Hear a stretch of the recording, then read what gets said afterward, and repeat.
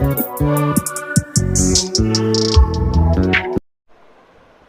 Friends, स्वागत करती हूँ आपका मैं अपने चैनल पर। दोस्तों, आज हम लेके आए हैं आपके लिए वैदिक काल की शिक्षा प्रणाली।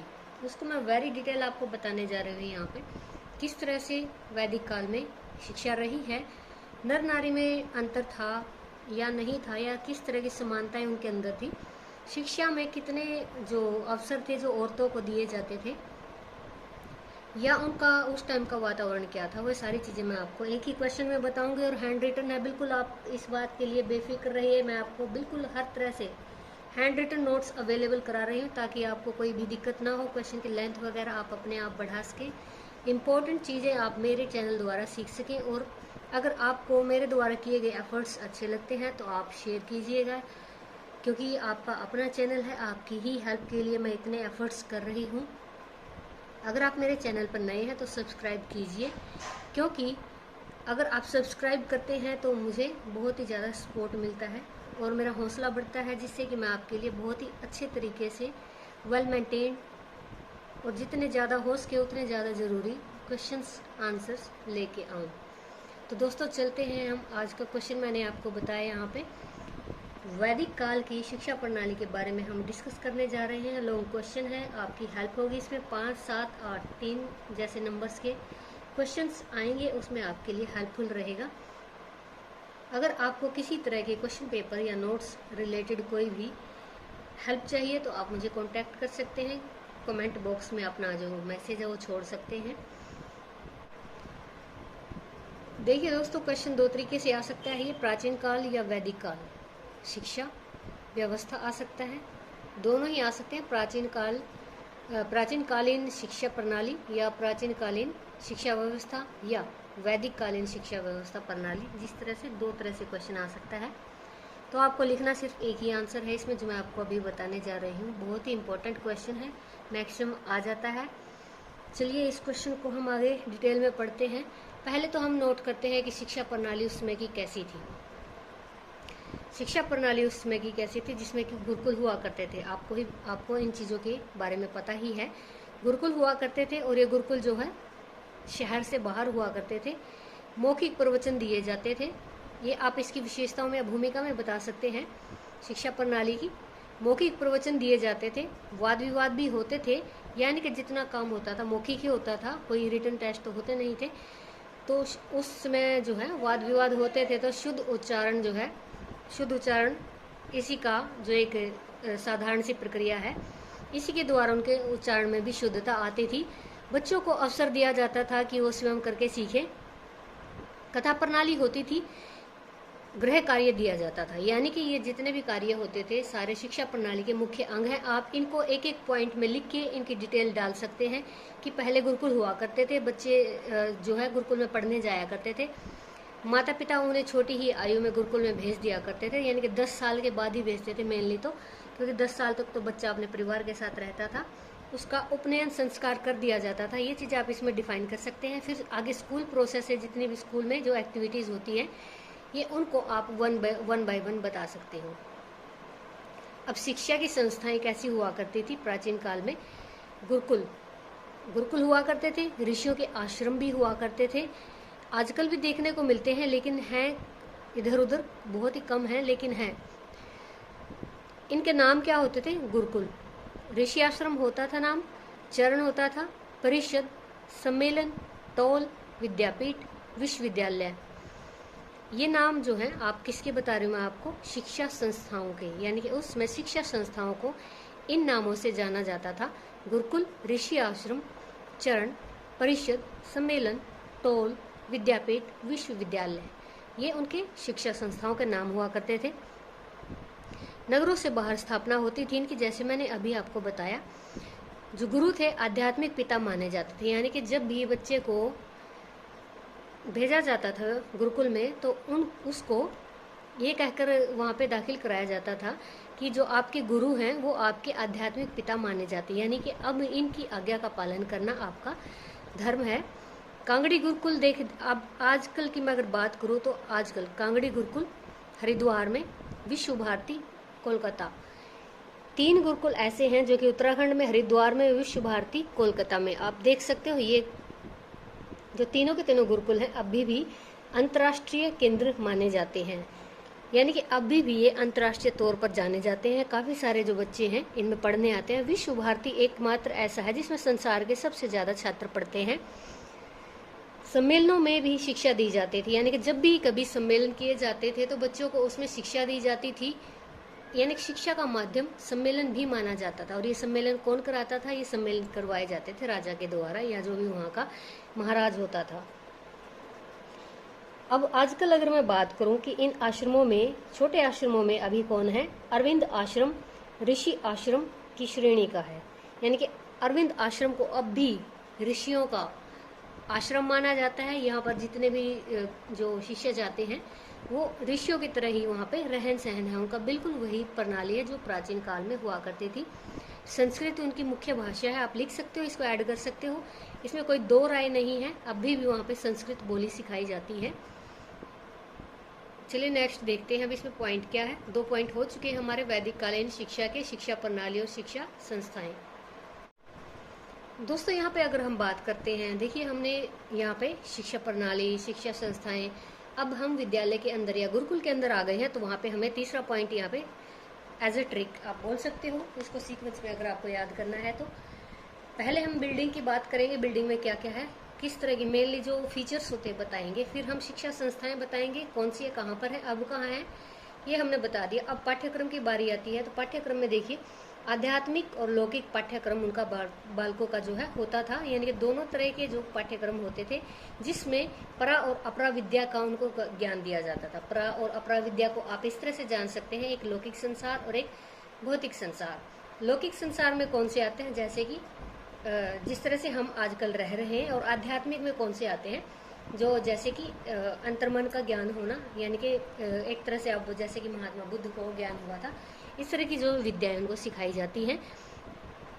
पाठ्यक्रम का पहला भाग है सामान्य शिक्षा। जैसे कि आप जानते हैं सामान्य शिक्षा में क्या आता है, सामान्य शिक्षा में जैसे भाषाएं आ जाती हैं, कुछ नॉर्मल सब्जेक्ट आ जाते हैं, आप लिख सकते हो इसमें, कुछ संबंधित विषयों के साथ भाषा का ज्ञान कराना सामान्य शिक्षा में आता है। और व्यावसायिक शिक्षा जो इसमें जैसे कि सामाजिक विज्ञान है, सामाजिक अध्ययन है, और भी बहुत सारे कोर्सेज आप इसमें लिख सकते हैं जिनसे कि किसी भी व्यवसाय के बारे में बालक आगे अपना फ्यूचर या अपना भविष्य बना सकते हैं। आप इसके बारे में भी लिख सकते हैं। व्यावसायिक शिक्षा का एकमात्र उद्देश्य यही होता था कि जब भी बच्चे जो है गुरुकुल से अपने गृहस्थ जीवन में जाएं तो वो किसी न किसी व्यवसाय के द्वारा अपना जो है जीवन पालन कर सकें। ठीक है।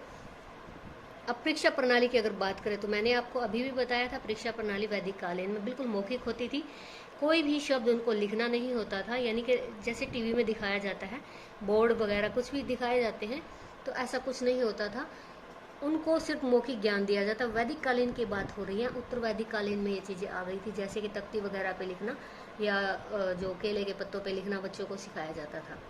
तो यहाँ पे दोस्तों आपको सिर्फ लिखना है कि वहाँ पे बच्चों को सिर्फ मौखिक ज्ञान या मौखिक परीक्षा ही ली जाती थी, यानी कि उनको सिर्फ वर्बली ही याद कराया जाता था और वर्बली उनसे आंसर्स को सुना जाता था।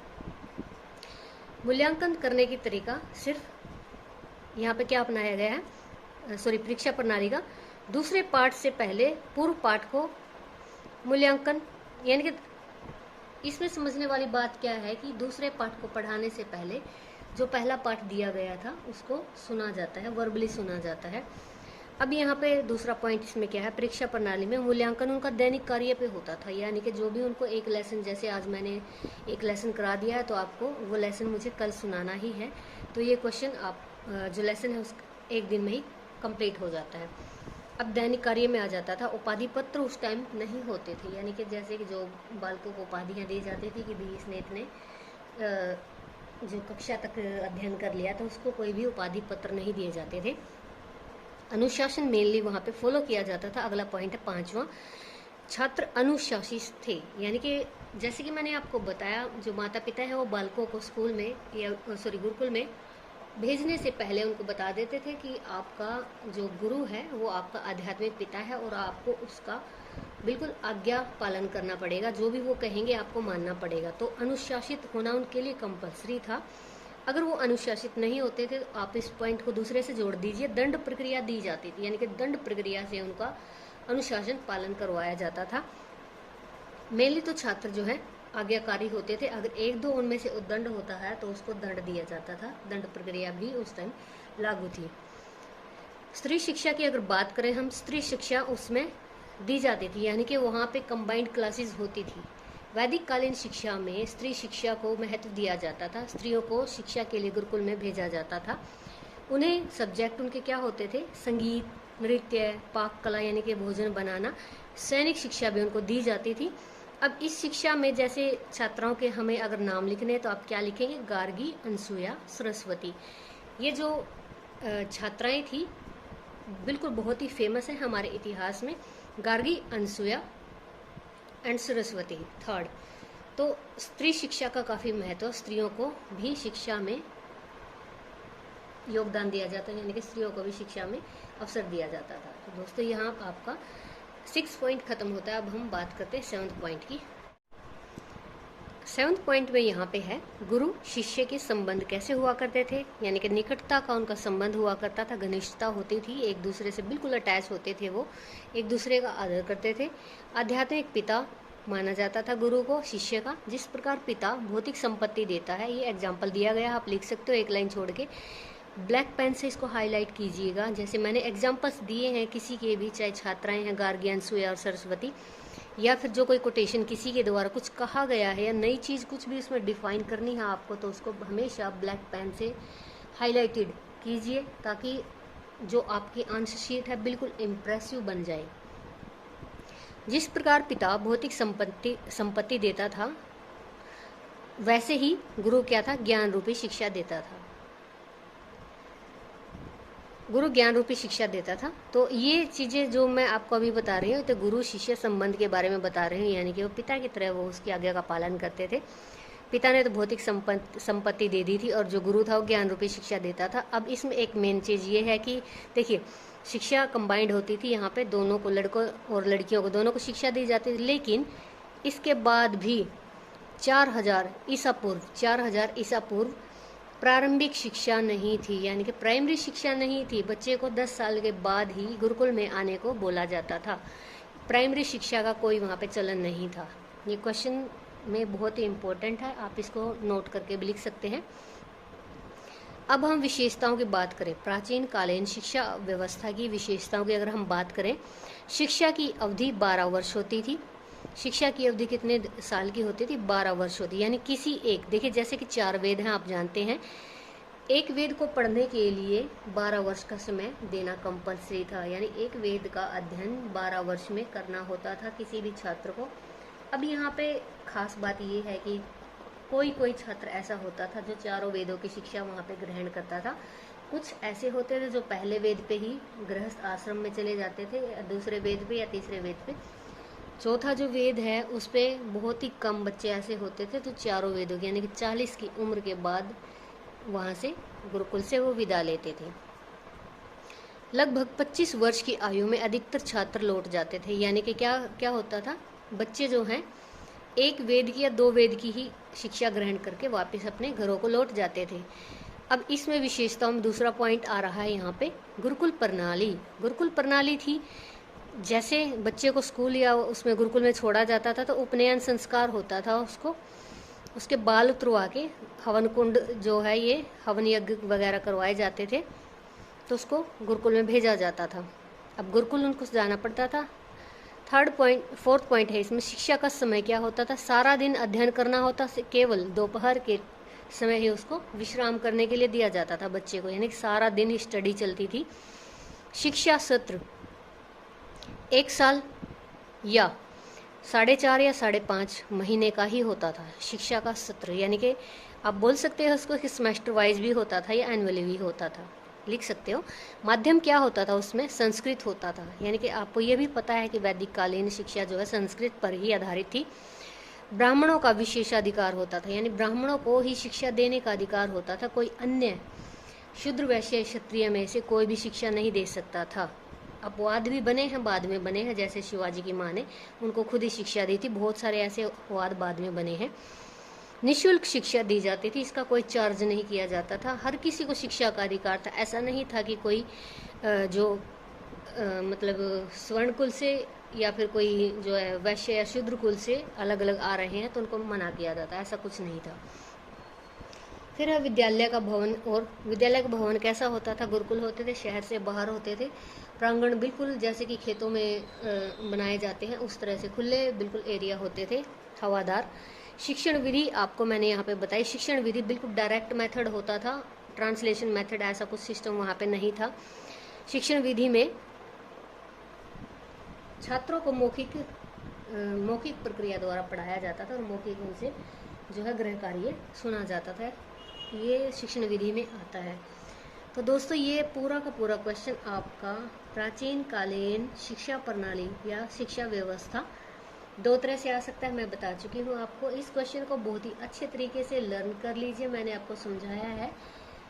बहुत ही इम्पोर्टेंट चीज़ें मैं सेलेक्ट करके यहाँ आपको इस क्वेश्चन में डाल के दे रही हूँ, आप इसको परफेक्टली याद कर लीजिएगा। फिर भी आपको अगर किसी अदर कंटेंट से वीडियो आपको चाहिए तो मैं उसको वेरी डिटेल लिखूंगी और बहुत ही अच्छे तरीके से आपके लिए उसको पेश करके